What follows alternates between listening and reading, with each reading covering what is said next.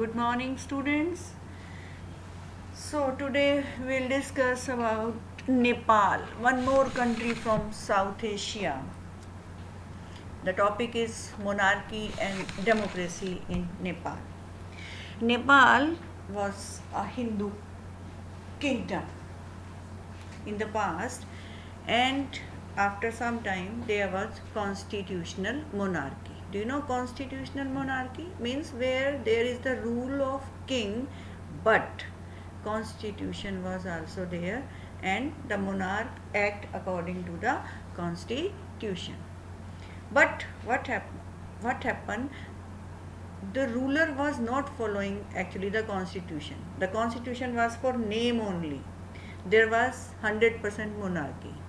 The people living in Nepal, they have seen that most of countries of the world are adopting democracy, and now they also wanted that there should be democratic government. The government should be elected by them. It should be responsible towards the people of Nepal. But because the army, the military was under the control of king, so with the help of military, the monarch, the king, suppressed the feeling of the people and did not allow democracy to enter in Nepal. But the people, they keep on trying, and because of the pressure of the people, the king accepted the demand for a new democratic constitution in 1919. Because I have told you there was a strong demand, and pro democracy movement was there. There was triangular conflict against the monarch. Three types of people were there, and that conflict was against the monarch. Maoist people was one side, monarch he was at one side, and democrats were also one side. So the people, they were against the monarch, and they wanted to establish democracy. In 2002, the king abolished the parliament and dismissed the government. In April 2006, against there was massive protests to establish in democracy, and the forces achieved their first major victory when the king was forced to restore the House of Representatives, and that house was dissolved in April 2002. In 2008, Nepal became a republic country. Now it is having its own constitution. We are going to move one new country again, that is Sri Lanka. Sri Lanka is a country which has never faced military rule or the monarchy. Sri Lanka got independence in 1948. Students, you must know the social structure of Sri Lanka. The original people living in Sri Lanka, they are known as Sinhalese, and some people, those who have migrated from India, they are also living there. They are Tamils. But the majority of the people are Sinhalese. Sinhalese people are living there in a large number, and some Tamils are also living there, but they are originally not from Sri Lanka. They are originally from India. They migrated from India to Sri Lanka. But what happened there? There was ethnic conflict in Sri Lanka. This you have studied in class 9th also. Yes, in class 9th also you have studied there that in Sri Lanka, Tamils were neglected. Tamils were not having equal rights as compared to the Sinhalese. They were not having their political say. There was less rights were given to these Tamil people. So the Tamils living in Sri Lanka, they felt themselves as neglected, and to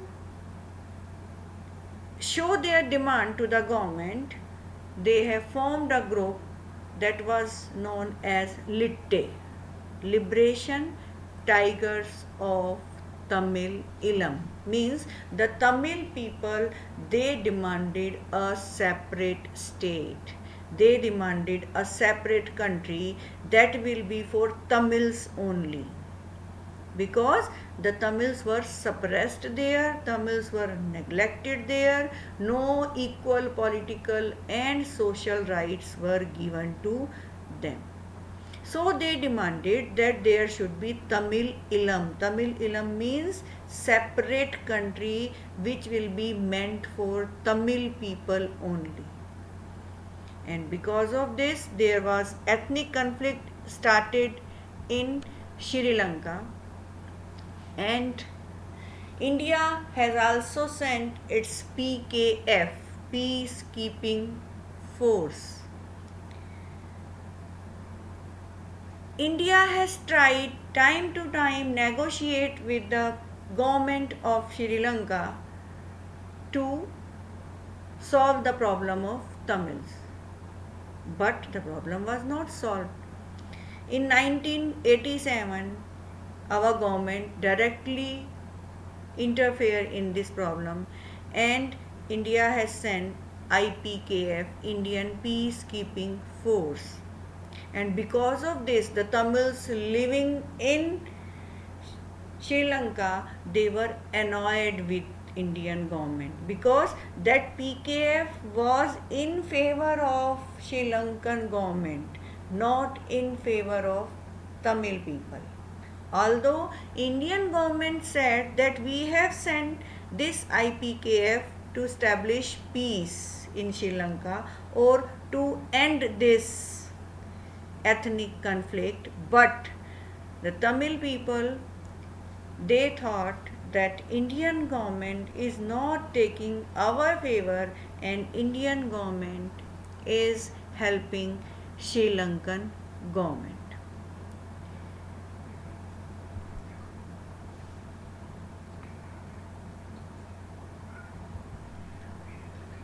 Then, after some years, in 1989, Indian Peacekeeping Force IPKF pulled out Sri Lanka without attaining its objective, means it has withdrawn. But now there is peace in Sri Lanka. But one thing you must know, that for many of years there was ethnic conflict, but Sri Lanka keep on going on the path of economic development, and not only economic development but human development also. In 11th class you have studied about the human development. I have written a question here. In spite of ongoing conflict, Sri Lanka has registered considerable economic growth and recorded high level of human development. Explain. Means for many years there was ethnic conflict, but there was economic development as well as high levels of human development. In Sri Lanka has controlled the rate of growth of population. Sri Lanka is the first country which has liberalized its economy. India has liberalized its economy in 1991. India adopted LPG.